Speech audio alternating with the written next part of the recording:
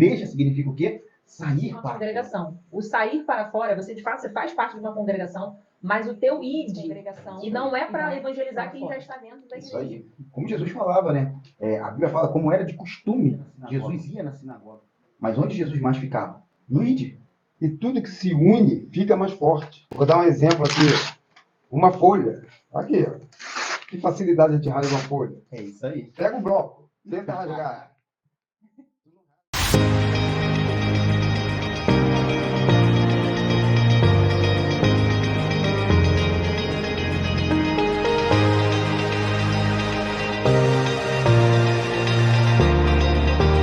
Olá, seja muito bem-vinda, muito bem-vindo a mais um podcast. Eu sou Júnior Coelho. Eu sou a Carla Coelho. E Noel Coelho. E hoje nós vamos falar do que aconteceu na Torre de Babel. O que aconteceu, né, com a Torre de Babel? A gente vai ler, se essa é uma dúvida sua, se você pensa que foi só um simples ato, eu quero te dizer que não foi. Muita coisa aconteceu e tem muita coisa para a gente tirar dali sobre o que aconteceu na Torre de Babel e trazer para as nossas vidas. Vamos lá, então.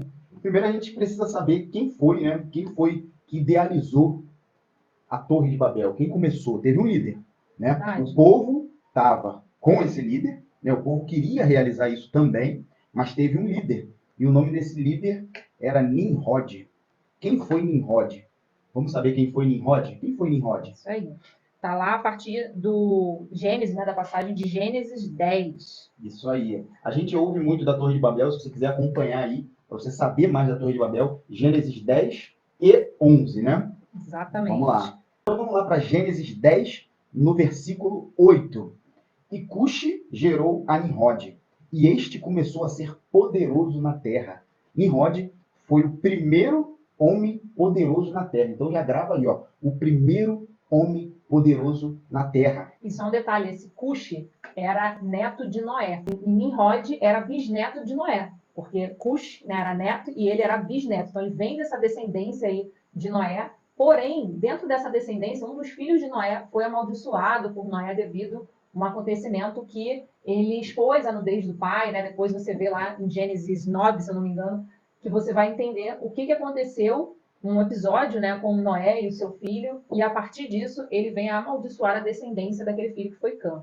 Então, Nimrod era bisneto de Noé, e ele está dentro desse contexto aí, dessa descendência. Isso aí, então da descendência de Cã, né? Cã, acredito que todos saibam, mas foi aquele que expôs a nudez do seu pai, né, de Noé, filho de Noé, que expôs a nudez do seu pai, ao invés de cobri-lo, né, que ele encontrou o pai, né, tinha bebido um pouquinho, começou a plantar, né, assim que o dilúvio, a vinha, aí deu uva, ele bebeu um pouquinho, vinho, até chegar a se embriagar, se embriagou, estava nu, né, Cã, ao invés de cobri-lo, Cã foi lá e chamou os irmãos e expôs a nudez do pai dele. Aí muita gente fala, nossa, que isso, só por causa disso amaldiçoou a descendência dele? A gente tem que sempre lembrar que são épocas e épocas, né? Para aquela época, isso era algo muito forte, era um erro muito grande expor a nudez. Nisso que ele fez, ele estava expondo a nudez do patriarca, né? Então era algo que, para a época, era muito forte. O que significa o nome Nimrod? Nimrod, o que significa? O nome de Nimrod significa rebeldia, né? Rebelde. Aquele que se rebela. Ou aquele que se rebela. Isso aí é a rebeldia. Só para a gente ter uma ideia aqui, na Bíblia, a Bíblia fala que a rebeldia é semelhante ao pecado da feitiçaria. Olha só que negócio forte. Rebeldia é aquele que se rebela, né? Aquele que não aceita, enfim, aquele que se rebela. E no versículo 9 de Gênesis fala o que aí? Diz assim, e continuando a falar sobre Nimrod. Ele foi o mais valente dos caçadores, e por isso se diz, valente como Nimrod. Na minha versão fala, e este foi poderoso caçador diante da face de Deus, né? Por isso se diz, como Nimrod, poderoso caçador diante do Senhor. Mas na teologia, algumas pessoas falam que ele não era só caçador, mas ele, além de ser um caçador, né, de animais, ele era um caçador de Deus. A gente não pode, eu não posso comprovar isso, mas a teologia fala que ele era um caçador de Deus. Isso aí, os homens mais relevantes, mais fortes, né, considerados assim, eram na época os matadores, caçadores e lutadores. Então ele, como caçador, provavelmente ele tinha essa facilidade de matar e entrar em guerras e ser temido. Então ele foi por esse caminho realmente de ser temido, de conquistar terras e território, né? Sim. E foi um objetivo dele. E Nimrod, como a Bíblia relata aqui, foi o primeiro homem poderoso na Terra. Quando a Bíblia fala poderoso aí, eu acredito que ela está falando de um homem que dominou sobre outros homens. Verdade. Então Nimrod deveria ser alguém muito influente, chegando ao status de imperador. Nimrod era um imperador. Né? Qual é a diferença de reino para imperador, para império? Né? O reino tem um rei. O império pode ser composto de vários reinos. Né? Um reino tem uma cultura, uma língua, um povo. Né? Geralmente a cultura é a mesma. Já o império pode ter vários reinos dentro dele. Né? Então Mas Nimrod sobre era a soberania de um de um imperador. O governo, todo o governo. De um imperador. Então o imperador pode abranger outros reinos. Por isso que a Bíblia relata que ele foi o primeiro homem poderoso na Terra. Verdade, ele fundou, né, cidades muito conhecidas ao longo da Bíblia, como Nínive, entre outras. E dentro de uma dessas cidades que ele governava, foi aonde surgiu a ideia, onde ele idealizou construir a grande torre. Isso aí. E no versículo 10 fala que ele começou no reino, depois que ele se tornou um imperador. Aqui, ó. E o princípio do seu reino foi Babel. Aí fala Ereque, Acade e Calné. Tudo isso na terra de Siná. Veja a Bíblia, a Bíblia mostrando aqui como que Nimrod era grande. Pena, né, que ele usou isso para algumas coisinhas que não foram legais, que a gente já vai entender. Na verdade, a gente vai começar a entender agora. O que aconteceu, né? Por que existiu a Torre de Babel? Por que tem essa polêmica na Torre de Babel? Por que a Bíblia relata isso? Com certeza isso aqui foi escrito por Moisés. Moisés escreveu o Pentateuco, né? Então, se está em Gênesis, foi escrito por Moisés. Nimrod faz o oposto do que Deus ordena. Olha só, o que significa rebeldia? Deus deu uma ordem, ele fez o oposto. Mas ele não só fez o oposto, como ele incentivou muitas pessoas a fazerem o oposto. E quando a gente fala fazer o oposto que Deus tinha mandado, tem a ver com o direcionamento que Deus deu a Noé e para que a descendência dele também praticasse, que era se espalhar pela terra, crescer, se multiplicar e se espalhar pela terra.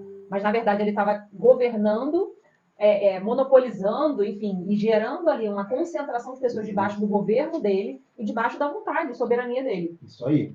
Então vamos lá, para a gente entender melhor, em Gênesis 9:7 fala assim, Deus falou, né? Mas vós, eu já tinha dado um comando para todos os habitantes da terra, mas vós frutificai e multiplicai-vos, povoai abundantemente a terra e multiplicai-vos nela. Ou seja, se espalhem pela terra. Essa era a ordem de Deus, se espalhem pela terra. E o que Nimrod fez? Ele fincou uma torre, né? Foi a Torre de Babel, que na verdade era uma cidade, ele fincou. Então Deus pede para espalhar e ele centraliza. Por que ele centralizou? Isso tinha muito a ver com o coração de Nimrod. Eu acredito que uma das coisas que passavam no coração de Nimrod era o meu bisavô, não é isso? Olha só, por que Nimrod fala rebeldia? Né? O nome dele significa rebeldia. O meu bisavô só teve ele na Terra. Ou seja, eu consigo imaginar Nimrod escutando as histórias que contavam do bisavô dele. Não é verdade? Algumas histórias vieram passando de geração em geração. E isso chegou até Nimrod. E Nimrod ouviu que o avô dele, o bisavô dele, construiu uma arca e Deus acabou com toda a terra e fez tudo de novo através do bisavô de Nimrod. Olha só que coisa forte. O que ele viu, o que ele ouvia e qual foi o significado que ele deu para isso. Que Deus era ruim e castigava e castigou, né, as pessoas. O coração de Nimrod provavelmente era um coração altivo e ele não queria se submeter a Deus. Olha só. As outras gerações dele poderiam ter um outro significado pelo que aconteceu. Imagina, se eu sou filho, se eu sou neto de Noé, eu posso pensar o seguinte, cara, Deus foi bom demais com a gente. Afinal, ele acabou, o mundo todo acabou e ficou só a geração do meu bisavô. Sou grato a Deus por isso. Esse é um significado.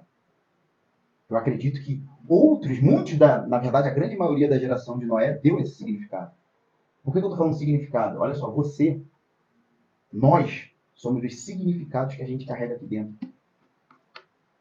Nós somos Qual o significado que você deu aqui em casa, né? A gente procura sempre saber qual é o significado que nossos filhos estão dando para uma coisa. Sim. Eu lembro que eu fui na casa de um amigo e ele tinha, na verdade, ele passou a ser nosso amigo, né?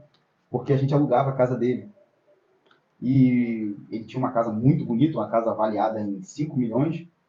E a gente, de vez em quando, alugava para ficar lá. E um dia, aconteceu de todos que estavam com a gente lá naquela casa irem embora. Meu carro a chave quebrou, eu tive que esperar chegar a chave lá, e eu tive a oportunidade de conversar com ele. E ele estava falando para mim, hoje, mano, ele estava abrindo o coração, ele falando, eu dou de tudo para minha filha. A casa ficava disponível, era uma casa de temporada, né? Isso aí. Ficava disponível para essa filha também. Eu tenho uma casa de 5 milhões, eu faço tudo por ela. Eu tenho uma casa de 5 milhões que ela pode vir. A hora que ela falar, papai, eu vou aí, eu nem alugo essa casa. Enfim, minha filha nem aparece aqui. Na verdade, minha filha, ela não liga muito para as coisas que eu faço. Aí eu lembro que eu perguntei para ele, qual a melhor coisa que você tem dado para sua filha? Aí ele falou, cara, eu dou tudo, dou bom colégio, dei carro, dei. Eu falei, mas você já perguntou para sua filha se ela quer isso? Não queria. Ou se ela quer mais presença? Porque presença ele não dava, mesmo porque ele estava separado dessa esposa dele, né, que é a mãe da filha dele, presença. Então, como é que ele fazia? Ele compensava a falta de presença com bens materiais. Só que ele pensava que estava agradando, porém ela estava dando um outro significado. O que é o significado?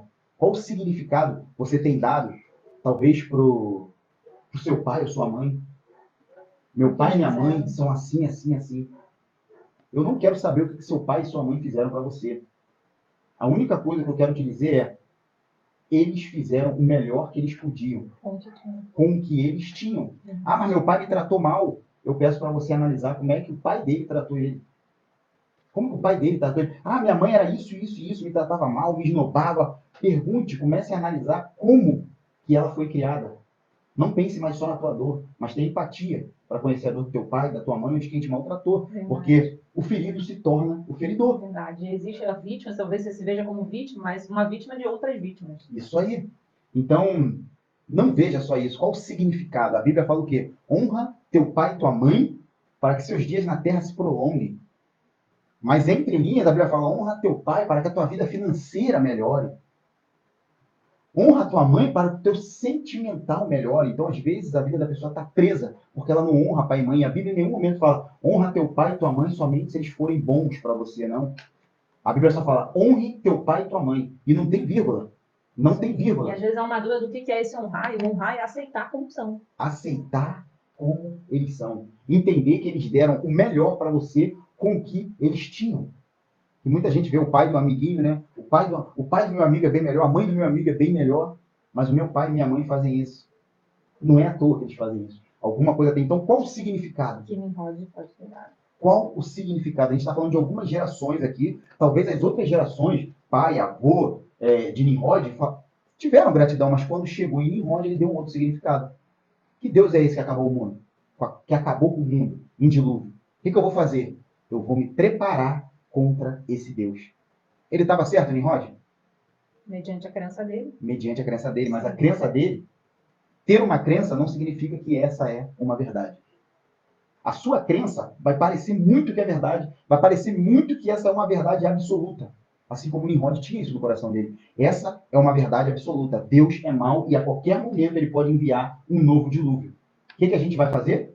Vamos fazer uma torre que ultrapasse os maiores picos, né? Porque a Arca de Noé, ela, segundo a história, né, e a teologia, ela repousou no Monte Ararat, um monte altíssimo que fica na Turquia. Então ele falou, vamos colocar. Olha só, olha como é que o coração, quando ele não é bem alimentado com coisas boas, como que o coração é enganoso. Ele falou, mas Deus poderia dar um toque, né? Só um dedinho na torre que ele construiu e acabar tudo. Mas ele obstinou o quê? Vamos colocar a torre num ponto alto para que, se vier um dilúvio, por mais que a terra toda vai procurar a gente para subir aqui, então seremos poderosos. Verdade, conhecidos na conhecidos. Terra, né? Outra coisa que Nimrod fez também através da torre era porque eles acreditavam que os deuses, ele estando, quanto mais alto ele tivesse, estaria mais próximo dos deuses, né, do que eles acreditavam. Estaria mais próximo dos deuses, e com isso os deuses que ele achava, né? Ia falar mais diretamente, né, com ele. Com ele. E isso a gente pode ver na história, né? Em Israel, Deus era chamado Deus dos montes, porque estava no alto. Deus dos montes. Deus era conhecido em Israel como Deus dos montes. Então, por que será que ele achava que no alto, né, era mais fácil de Deus falar? Né? Então, na verdade, o Deus que ele servia. Isso aí. Então, ele acreditava em alguns deuses. Então, ele falou, vamos ser poderosos, né? E a gente vai ter a resposta para muita coisa mais rápido. Então, ele queria fugir do dilúvio, ele queria poder. Então, qual é o grande mal aí? Fama, né? Que Fama. assim nosso nome será famoso. Tem algum problema no sucesso, na fama? Não. O problema está na intenção do sucesso e da fama. Qual era a intenção de Nimrod, né? Viver em desobediência, porque, como a gente falou, era de contra tudo que Deus tinha ordenado, né?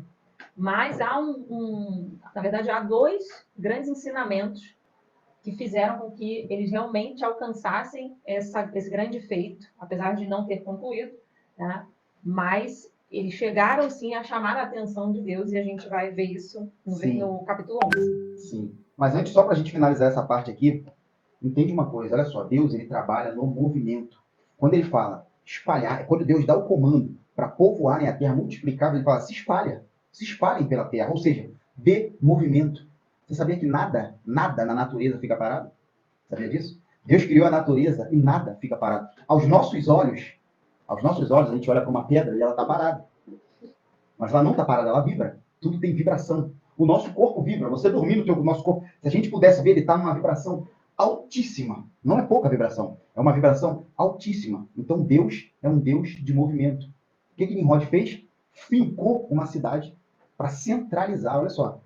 O Deus de movimento, que trabalha no movimento, quando ele fala para a gente se espalhar, e Nimrod vai lá e finca, tira o movimento.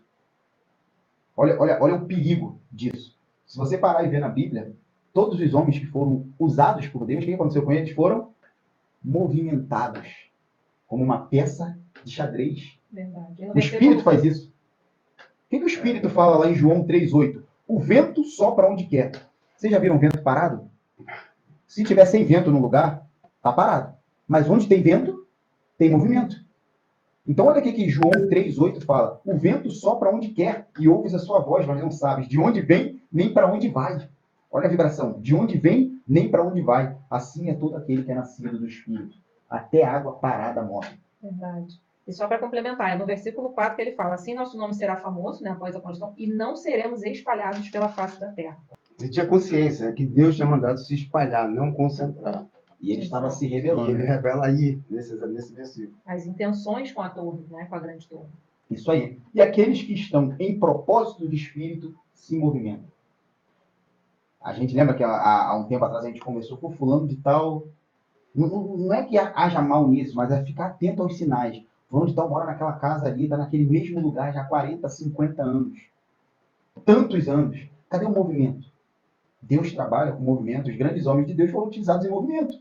Não foi? Sai daqui, vai para cá, sai da tua terra, que é o tema do nosso canal aqui. Sai da tua terra. Isso indica o quê? Movimento.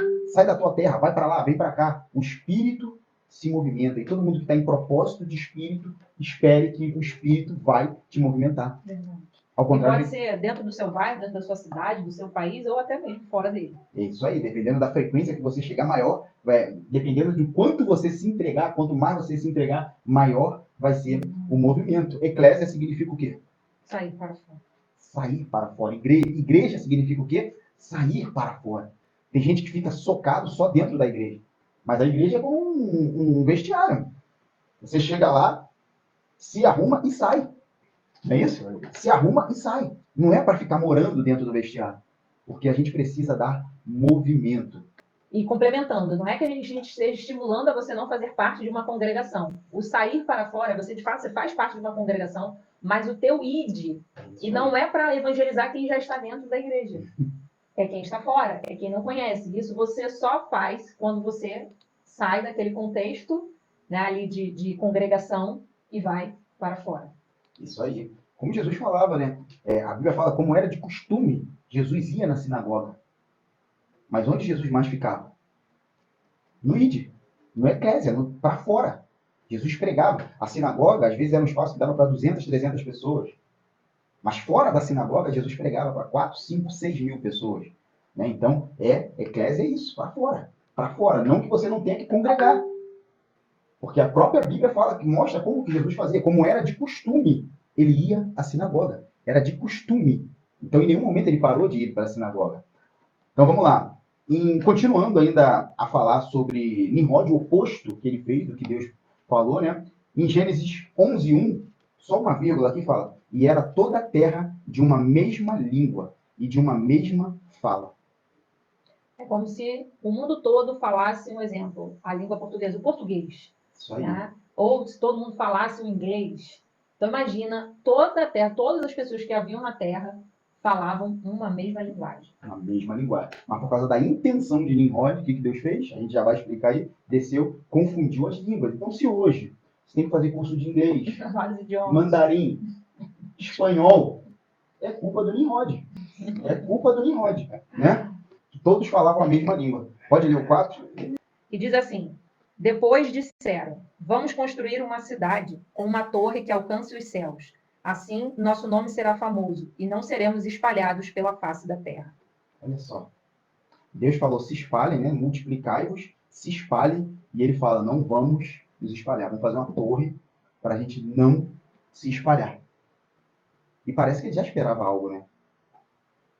Ele se rebelou contra Deus, mas ele se rebelou com um plano e com uma torre para tocar os céus.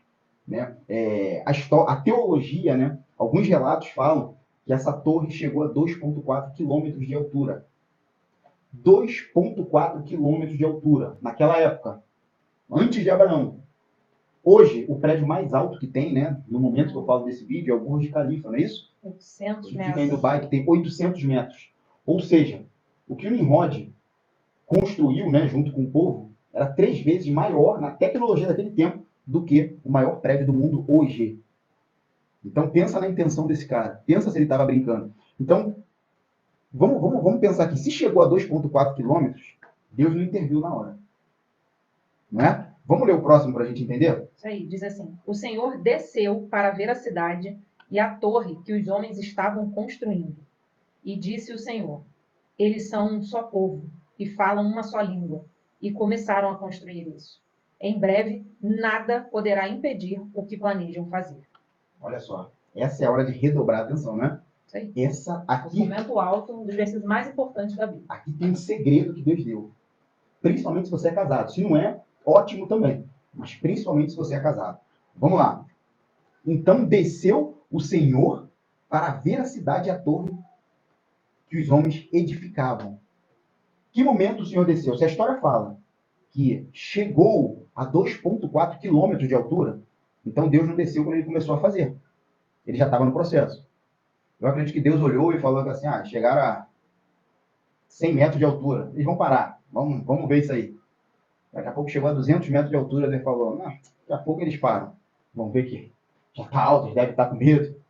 Porque chegou a 1 quilômetro de altura. Aí Deus deve ter falado assim, às vezes eles nem vão parar. Eu acho, não sei não. Talvez. Aí chegou a 2.000 metros de altura, ou seja, 2 quilômetros. Ele falou, vou dar só mais agora, deixar nos acréscimos, porque até que eles chegaram a 2,4 quilômetros de altura e Deus desceu à terra. Ele falou, olha o que Deus deixa aqui. E o Senhor, quando eu falo Senhor aqui, gente, é Deus. Deus, o Criador de tudo. Falou, eis que o povo é um. Unidade. Então já anota isso aí, unidade. E todos têm uma mesma língua. Ou seja, todos falam uma mesma língua. E isto é o que começaram a fazer. Agora, olha o que Deus fala, não haverá restrição para tudo que eles intentarem fazer. Ou seja, eles desbloquearam o ilimitado. Olha o que Deus está falando. Não tem mais restrição. O que eles decidirem, eles vão fazer. Isso está me lembrando lá no tempo de Abraão. Se Abraão tivesse só ameaçado sacrificar Isaac, Deus não ia intervir. Se Deus gritou, não faça, é porque Abraão ia sacrificar. E eu vejo a mesma coisa. Se essa coisa fosse se interrompida no meio do caminho, Deus não ia perder o tempo de descer e impedir. Então, isso é mais uma confirmação que a unidade te leva A grandes coisas, a grandes feitos. Isso aí. E muito bom tu tocar nesse assunto, porque, olha só, tem algumas coisas aí que a gente pode falar. Como o Carla reforçou aí. 2 coisas fortíssimas na Bíblia. Fortíssimas. Isso que a gente está falando aqui é fortíssimo. Tem mais de 30 mil versículos, né, na Bíblia. Esse aqui é um dos mais fortes. Só para a gente ter uma ideia do que a gente está falando aqui. Ó. O próprio Deus falou o quê? O povo é um. Unidade. E falam a mesma língua. Então, essas 2 coisas. Andar em unidade e falar a mesma língua. O que Jesus fala? Onde estiverem dois Isso aí. ou mais reunidos em meu nome, quem vai estar? Ele. Ali eu estarei. Mas há uma força tão grande nisso, nessa unidade entre duas ou mais pessoas, que eu posso te falar que onde estiverem dois ou mais reunidos em outro nome, Também dá certo. em um objetivo, em outra coisa, Em um propósito, em um propósito, é muito forte. vai acontecer. Se tiverem os dois, em nome de Jesus, olha só, Jesus fala que o mundo espiritual se move. Se estiverem dois, em meu nome, ali eu estou. Então, Deus não é homem para que minta. Ele estará. Dois ou mais. Olha só, como que Deus não se manifesta em um só. Nem ele é um só. Deus é Pai, Filho e Espírito Santo. E a gente pensa que Deus vai se manifestar em um. Ah, mas eu não gosto de pessoas. Eu tenho meu ministério, eu vou crescer sozinho. Não existe isso. Porque Deus não se manifesta em um.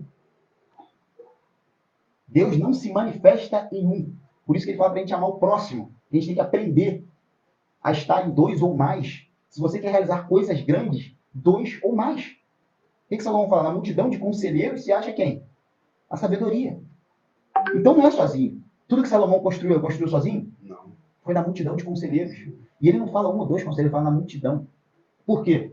Cada um de nós temos um espírito. E esse espírito que nós temos é de quem? De Deus. E quando o meu espírito se junta com o teu? Somos uma potência. Eu vou fazer uma analogia para a gente entender. Deus deu o espírito dele para cada um. Correto?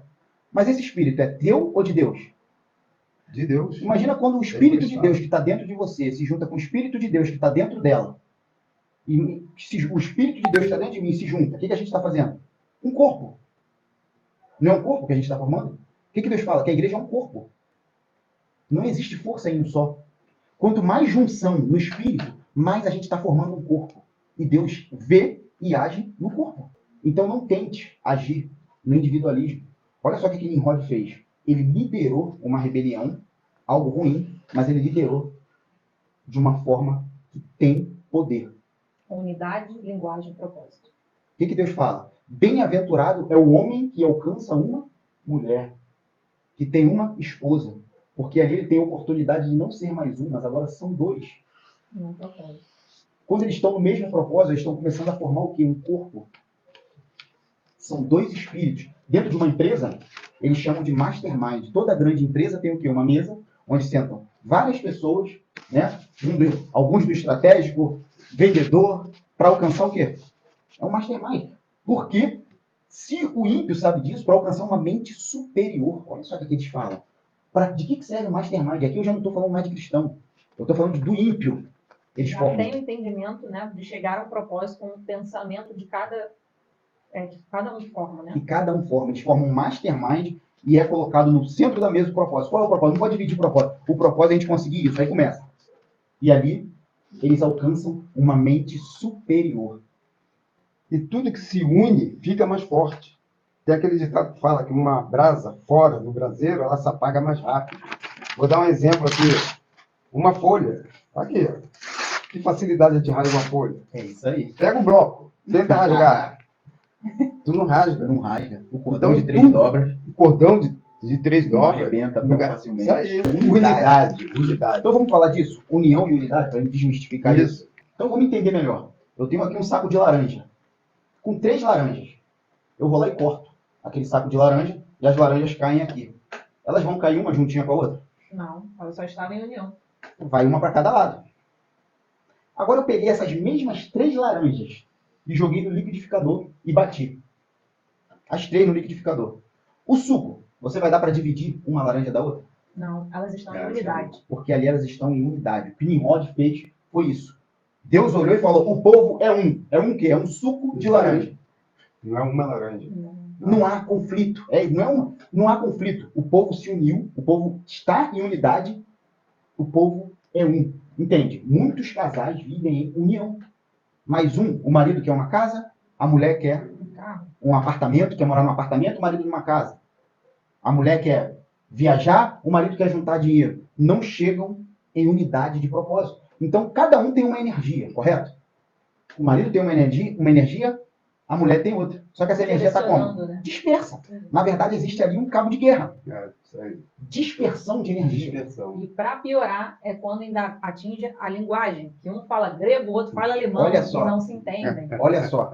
Que foi o que Deus fez. Deus falou, olha só, o povo é um, correto? E ainda falam a mesma língua. O que eu vou fazer? Se eu confundir as línguas, eu já vou dar mais, eu vou dificultar a vida deles. Porque eles já estavam em unidade. Quando Deus confundiu as línguas, eles saíram, e como eles já não estavam falando a mesma língua, ficou mais difícil de entrar naquele mesmo propósito. Mas voltando aqui em relação ao... E isso traz uma revelação de que uma coisa afeta a outra. Sim. Se você já não consegue conversar, dialogar com seu marido, muito em breve você já vai estar num propósito diferente do dele. E vice-versa. Quando você está em propósito diferente, isso já vai afetar também, né, a questão da comunicação entre vocês. Então, Isso aí. a gente precisa ter muito cuidado com isso. Muito cuidado, porque o que o inimigo das nossas almas faz quando ele vê um casal firme? Qual é a primeira coisa que ele quer fazer para atingir? Confundir as línguas. Isso aí. É a Traz primeira coisa que problema ele de vai fazer. comunicação e unidade. Confundir as línguas, porque confundiu as línguas, corta o propósito. Aí um começa a falar A, o outro fala B, e não se entendem. Então isso é um ataque. Na verdade, isso é uma grande estratégia. Porque o inimigo, ele é astuto, né? Ele não joga para perder. Então, se ele confunde as línguas, o que acontece? Qual a estratégia? O inimigo das nossas almas cria alguma coisa? Ele copia. E ele está copiando quem quando ele divide a língua as línguas do casal? A própria estratégia do próprio Deus. A estratégia do próprio Deus, mais com um propósito do mal, um propósito Isso aí. maligno. Tá? Isso aí. Qual foi o erro de Nimrod aqui? Ele fez tudo certo com a intenção errada.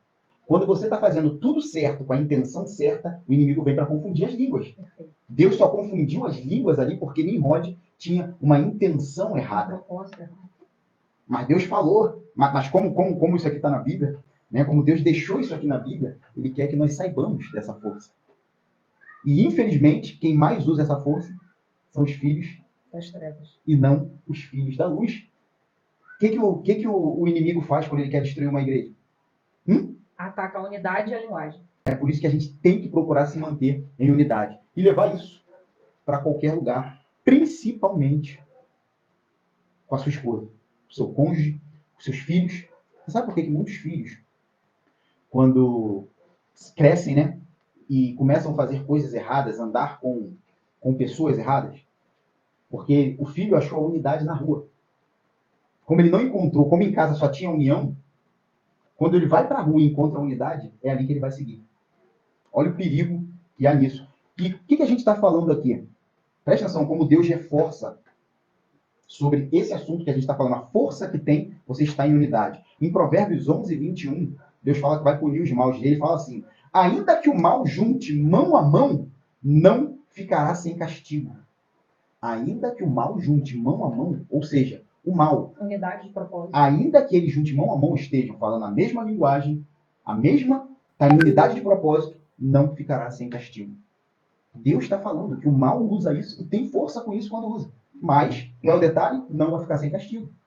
Deus está falando, olha só, o mal entendeu o que tem que fazer, estão fazendo, porém vão ter castigo.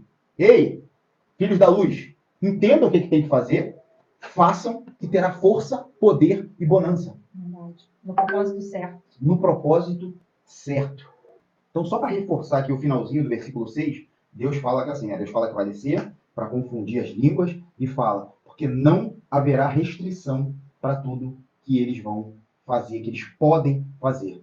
Então, eu quero deixar essa dica aqui, né? Eu quero deixar essa reflexão. Homens e mulheres não realizam grandes feitos sozinhos. Não tem como. Se você quer realizar grandes feitos, entre em unidade. Entre em unidade. E se você é casado, comece essa unidade dentro da sua casa. Da sua casa, ao invés de estar... Porque das duas, uma. Não existe neutralidade na Terra, né? Ou você está em unidade e juntando a energia de vocês para o mesmo propósito, ou você está em união e dispersando energia. Então analise, vê se você prefere continuar dispersando energia, porque tudo que é de bom na nossa vida, tudo que é interessante na nossa vida, que cresce, a gente precisa colocar energia. Então, dispersar energia é uma grande falta é jogar tempo fora. É jogar tempo fora. Então, busque estar em unidade, não em união. A união, na verdade, ela é uma maquiagem para muitas famílias. Uma família, um casal que está em união, os filhos sofrem a consequência. Um casal que está em unidade é outra coisa. É você tem filhos, você está preparando os seus filhos para também terem uma família abençoada. Um casal que está em união, não, ele está maquiado. Está maquiado, porque Deus criou, né, o casal para andar em unidade. Unidade. União não é, a gente está casado, mas dorme um no quarto e outro na sala. Isso é união. Unidade não. Falam a mesma língua. E logo no versículo seguinte, né, diz que Deus, então, confundiu a língua entre eles, para que eles não entendessem mais uns aos outros. E se a gente for parar para pensar, se você fosse trabalhar numa empresa, né, vai para um outro país, e aí todos naquela empresa, né, nesse outro país, você já é aquele que tem uma língua diferente, da maioria. Só que imagine você entrar dentro de uma empresa e que cada um dos funcionários fala uma língua diferente. Um fala japonês, o outro mandarim, o outro inglês, o outro alemão. Como que vocês conseguiriam rapidamente engajar em algum propósito se vocês não se entendem? Ia ser um desgaste terrível e provavelmente você ia desistir. Então, o que aconteceu aqui, só com essa pequena mudança, né, que Deus fez, já é muito fácil de compreender o porquê que o propósito se perdeu. E é da mesma forma, como a gente falou, que o inimigo pode trabalhar no seu casamento, no seu negócio, se é um empreendedor, se você, né, tem o seu próprio negócio, já tem funcionários, ou se você desenvolve algo com a sua esposa, né, algum negócio, ou no próprio casamento mesmo, nos objetivos pessoais, nos objetivos da família, na verdade. Se vocês não se entendem, se vocês não conseguem se comunicar, mesmo falando o mesmo idioma, mas se vocês não conseguem se comunicar e chegar a um denominador comum e serem direcionados para um mesmo propósito, daí, com certeza, vai haver essa desistência, né, de continuar vivendo o propósito. E foi o que aconteceu aqui em Babel. Isso aí. Então, só nesse versículo aí, né, que é o versículo 6 de Gênesis 11, 6, só nesse versículo, olha só o que Deus fez. Por isso que a gente fala que esse é um dos maiores, na minha opinião, mais fortes versículos da Bíblia. Porque no mesmo versículo, Deus dá o segredo da multiplicação e o segredo da divisão. No mesmo versículo, a gente pega o segredo da multiplicação. Quer multiplicar? Une energia, unidade de propósito. Quer dividir? Dispersa. Divide a energia, confunde as línguas. Então, no mesmo versículo, Deus dá o segredo da multiplicação e o segredo da divisão. Né? Então, é poderoso esse versículo. Então, a Torre de Babel nos ensinou algumas coisas, né? Além de nos ensinar que a gente precisa fazer um curso de inglês, né? Espanhol, aramaico, com a Nimrod, né? Além de nos ensinar isso, acredito que nos ensinou muito mais do que isso, né?